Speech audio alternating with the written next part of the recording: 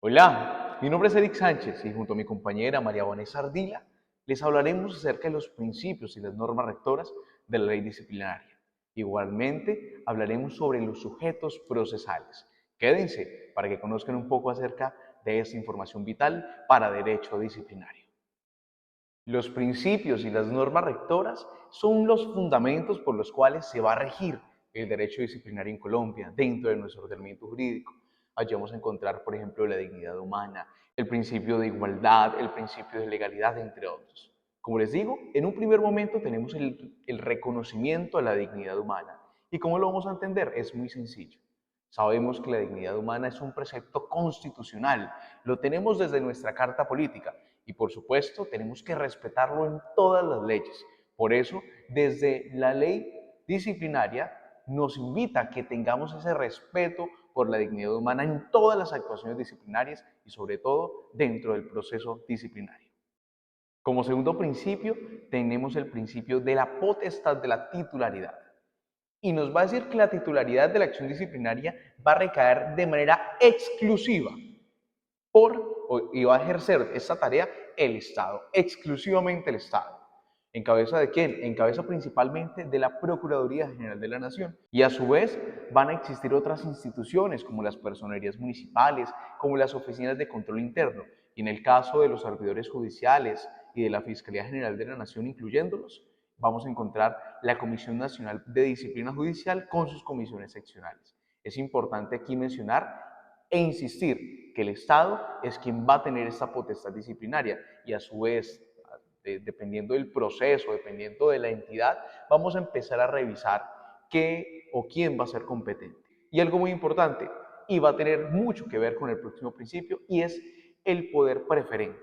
Y aquí lo vamos a explicar inmediatamente. La Procuraduría General de la Nación junto a las personerías municipales frente a la administración van a tener ese poder preferente, es decir, ese poder especial para conocer de los procesos disciplinarios que se adelanten contra servidores públicos. De igual forma, la Procuraduría General de la Nación podrá conocer en segunda instancia estos procesos una vez, por supuesto, haya surtido de la primera instancia. El cuarto principio que nos encontramos es un principio vital, conocido. Lo encontramos dentro del derecho penal y, por supuesto, en diferentes espacios en los que vamos a encontrar. Lo encontramos en el derecho penal y aquí mismo, dentro de la ley disciplinaria, lo vamos a volver a encontrar. Es el principio de legalidad. ¿Y qué nos dice el principio de legalidad? Que a su vez nos va a lanzar el principio de tipicidad. Y es que no puedo ser juzgado por una norma o por una infracción que no esté taxativa en la ley. En este caso, no puedo ser juzgado por una falta que pueda haber cometido que no sea típica, es decir, que no esté consagrada en nuestra ley disciplinaria, ni tampoco por una ley que haya sido derogada o haya perdido su vigencia. Esto teniendo en cuenta los principios de especialidad y subsidiariedad. Bien, una vez conocido el principio de legalidad y sabemos que existen unas faltas que están típicamente expresas dentro de nuestra ley disciplinaria, pues claramente estas faltas van a tener una sanción y pues claramente esa sanción va a tener un fin. Tenemos el fin preventivo y el fin correctivo. ¿Y esto para qué va a tener sus fines o para qué vamos a llegar a estos fines correctivo y preventivo? Sencillo, para que logremos el cumplimiento de la ley y por supuesto de la Constitución y sobre todo del deber de los funcionarios del Estado, para que haya una armonía entre la correlación y por supuesto entre la función pública que en este caso ejercen los funcionarios. Y hablando de estas mismas faltas, sabemos que hay una forma para, como les digo, hay un fin preventivo y un fin correctivo y se va a imponer una falta, pero estas faltas deben ser graduadas. Por lo tanto, vamos a acudir al principio de proporcionalidad y al principio de razonabilidad para empezar a graduar estas penas. Es decir, tenemos que acudir a una sanción proporcional y una sanción razonable frente a la conducta cometida. Para esto, la misma ley disciplinaria nos dota a nosotros de algunos métodos de graduación nos dota a nosotros de unos métodos de graduación al momento de imponer ese tipo de sanciones. Ahora bien, tenemos el principio de igualdad. Igualdad entre iguales. ¿Por qué igualdad entre iguales? La ley disciplinaria nos dice en su artículo 7: las autoridades disciplinarias deberán hacer efectiva la igualdad de los intervinientes en el desarrollo de la actuación procesal. especialmente aquellas personas que por su condición económica, mental o física se encuentran en condiciones de debilidad manifiesta. Por eso, igualdad entre iguales. Además, es necesario, o aún más, es importante que la ley disciplinaria rechace rotundamente todo acto de discriminación respecto a raza, religión, sexo u otra forma de discriminación que pueda verse dentro de los procesos disciplinarios. Ahora bien, miraremos dos principios muy importantes, el principio de ilicitud sustancial y el principio de culpabilidad. El principio de ilicitud sustancial es muy similar a lo que podemos ver dentro del derecho penal como la antijuridicidad. Aquí vamos a ver primordialmente que no, o vamos a revisar primordialmente que no se haya afectado el deber funcional del funcionario. Es decir, que no haya contrariado una norma o que no haya hecho algo contrario a derecho para que pues sea investigado por tales hechos. Y por la culpabilidad, tenemos que claramente que por obvias razones solamente se podrá imponer sanción cuando exista culpabilidad. Y la culpabilidad puede ser bien sea a título de dolo o a título de culpa. Y posteriormente tenemos el principio del debido proceso. Y aquí tenemos que tener en cuenta dos etapas, instrucción y juzgamiento. Y dentro de estas dos etapas no puede ser el mismo funcionario quien las adelante, debe ser por distinto funcionario. Y por supuesto, además dentro del debido proceso, se van a tener que adelantar todas las actuaciones de acuerdo a los principios, a las normas y a lo establecido en la ley disciplinaria, es decir, en nuestro Código General Disciplinario, Ley 1952 de 2019. Dándole continuidad a los principios y normas rectoras del derecho disciplinario, tenemos el principio de la investigación integral. Resulta que este principio le da una doble función a las autoridades administrativas.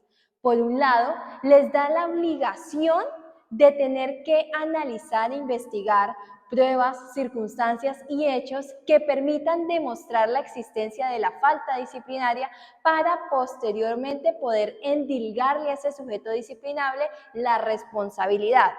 Pero no solamente esa va a ser la obligación y la función principal de la autoridad disciplinaria, sino que bajo este principio de investigación integral aparece una segunda función, que se deriva del hecho de la obligación que tiene la autoridad disciplinaria de buscar todas las pruebas también que permitan desvirtuar esa responsabilidad del sujeto e incluso que puedan demostrar una eximente de responsabilidad.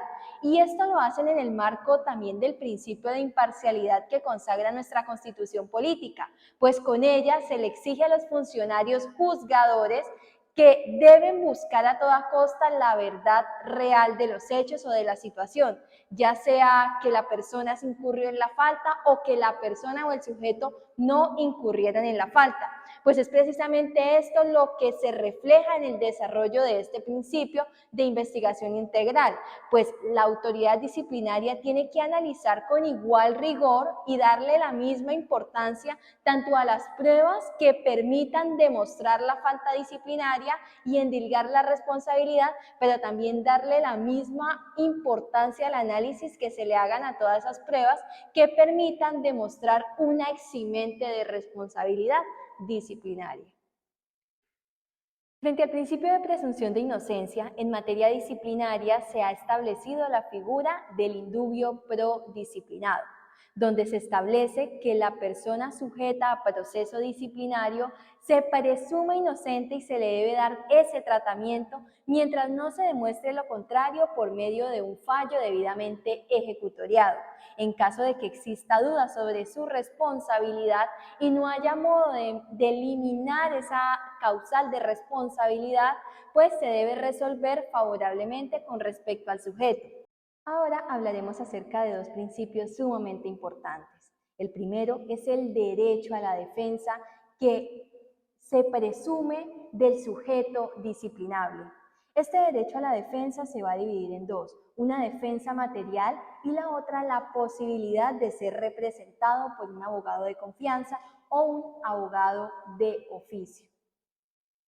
Frente a la defensa material es la posibilidad de que ese sujeto disciplinable pueda acceder a figuras como versión libre cuando así lo desee en el desarrollo del proceso, que tenga la posibilidad de presentar, solicitar pruebas, de que sea informado y notificado de todas las actuaciones que se den en el marco de la acción disciplinaria, y frente a la posibilidad de ser o la obligación de ser representado por un abogado, el cual puede ser de confianza o puede ser abogado de oficio, que es el caso común que se da cuando la persona o el sujeto disciplinable es declarado persona ausente por la imposibilidad de poder notificarlo y vincularlo formalmente al proceso. En el marco e invocando este derecho de defensa es que se le nombra un abogado de oficio, que muchas veces son estudiantes de los consultorios jurídicos debidamente acreditados de las universidades de Colombia. Dándole continuidad a los principios, ahora vamos a hablar acerca del principio de la gratuidad de la acción disciplinaria. Resulta que la jurisprudencia ha manifestado en reiteradas ocasiones que acceder a la administración de justicia debe ser de forma gratuita, excepto unas situaciones como por ejemplo las costas, que ya es un costo muy mínimo de conformidad con lo que establece la ley. Sin embargo, es esto precisamente lo que se ha abordado en materia disciplinaria con respecto a la gratuidad, y ha establecido que ninguna actuación en el marco de un proceso de esta clase tiene costo alguno para los sujetos procesales, ya sea ellos tienen la posibilidad de solicitar de forma gratuita las copias del pliego de cargos, de los fallos, de los autos interlocutorios, pues esto se da en el marco de este principio de gratuidad. Frente al principio de la celeridad en materia disciplinaria, se ha establecido que todos los procesos deben ser ágiles en aras de no vulnerar principios y garantías de las personas que se pueden ver afectadas por la demora en los procesos. Por ello, la Ley 1952 del año 2019 estableció que la autoridad disciplinaria puede adelantar de forma oficiosa un trámite más ágil y más rápido en el proceso, cumpliendo a cabalidad los términos previstos para cada actuación dentro de un proceso disciplinario. Con ello se cumple con lo mandado por este principio de celeridad. Frente al principio de la motivación, esto va directamente relacionado con que toda decisión tomada en el marco de un proceso disciplinario por la autoridad encargada de llevar tal proceso debe ser debidamente motivada de fondo, justificada, en aras de evitar cualquier arbitrariedad o alguna vulneración a los derechos fundamentales y constitucionales del sujeto disciplinario. Con eso se evita cualquier clase de arbitrariedad o decisión motivada por un sentir subjetivo. Con respecto al principio de la congruencia consagrado en la Ley 1952 del año 2019, se ha establecido que los hechos objeto de análisis deben ser los mismos que se relacionen con el pliego de cargos. Es decir, los hechos se van a mantener de forma igual durante todo el desarrollo del proceso. He ahí la congruencia de los mismos, pues no pueden haber unos hechos y emitirse un pliego de cargos y el posterior fallo con unos hechos o una situación fáctica completamente diferente a la que se manifestó, ya sea en la queja o en el informe del servidor, por medio del cual se dio inicio a las actuaciones disciplinarias. Con respecto al principio de cláusula de exclusión, este es un principio que va directamente relacionado con la forma de obtener las pruebas en el marco del proceso disciplinario. Pues resulta que si una prueba se obtiene vulnerando derechos y garantías fundamentales de un tercero, esta prueba debe declararse nula de pleno derecho y por lo mismo debe ser excluida del proceso. Pero hay que tener en cuenta que no solamente la prueba principal se excluye, sino que también todas las demás pruebas que se deriven de esta deben ser excluidas. ¿Y cómo se excluyen? Pues la autoridad disciplinaria tiene la obligación de emitir un auto debidamente motivado, justificando el por qué se debe excluir esa prueba y resaltando, por supuesto, cuál fue el vicio encontrado, cuál fue el derecho vulnerado y qué fue lo que ocurrió que hace que se le dé sustento y fundamento a la exclusión de la respectiva prueba. Ya para finalizar este acápite de los principios y normas rectoras que tienen plena vigencia en el desarrollo del proceso disciplinario, se hace necesario hablar del principio de la integración normativa y la prevalencia de los principios previamente expuestos. Con respecto a la prevalencia de los principios, lo que quiere este artículo es establecer que los principios que previamente analizamos, como la celeridad, la dignidad humana, la igualdad, la legalidad, deben verse reflejados y aplicarse en el desarrollo de un proceso disciplinario de forma obligatoria. Pero también hay que tener en cuenta que no solamente estos principios consagrados en el Código General Disciplinario se deben aplicar, sino que también se deben aplicar los principios rectores consagrados en la Constitución y los principios que traen consigo los tratados internacionales ratificados por Colombia por vía del bloque de constitucionalidad. Con respecto a la segunda parte de este principio, se habla acerca de la integración normativa, y en ese caso hay que tener en cuenta que, como todo código, tiene ciertos vacíos legales que generan duda para resolver determinada situación. En ese caso, aplicando este principio, se hace necesario acudir a otra parte del ordenamiento jurídico para poder darle una solución al caso en concreto. En ese caso, las primeras fuentes a las que acude el derecho disciplinario es a lo que manifiesta el Código Administrativo y Código de lo Contencioso Administrativo. Y en segundo lugar, a los preceptos que establezca el Código de Procedimiento Penal, siempre y cuando lo mandado allí no vaya a contrariar lo que se establece en el Código General Disciplinario. Con esto se cierra todo el tema de principios y normas rectoras, los cuales se van a ver reflejados en todas y cada una de las etapas que componen el procedimiento disciplinario. Bien, una vez hemos agotado las normas rectoras, los principios que rigen la ley disciplinaria, es importante que hablemos sobre los sujetos procesales. En primer momento, por supuesto, vamos a tener el investigado y su defensor, primordialmente. Además, podría estar el Ministerio Público, pero esto solamente en casos excepcionales. Por supuesto, también la Procuraduría General de la Nación podrá hacer esa función de supervisión, de vigilancia, de control, y por supuesto esto, digamos, en casos en los que la Procuraduría no ejerce su poder preferente de acuerdo al principio que ya hemos hablado de manera previa. De igual forma, en este caso es importante aclarar que el quejoso nunca será tomado como sujeto procesal, sin embargo tendrá su momento para aportar o hacer llegar pruebas dentro del mismo proceso como lo ha hecho dentro de la queja. Ahora la pregunta es, ¿qué facultades tienen los sujetos procesales dentro de la actuación? Sobre esto, mencionar 4 facultades. La primera, hacer llegar, aportar e incluso controvertir pruebas mientras éstas se practican, intervenir dentro de esa práctica. La segunda, interponer los recursos de ley. La tercera, presentar todas las solicitudes que consideren necesarias para que la sanción tenga su fin, para que el proceso cumpla con su objetivo.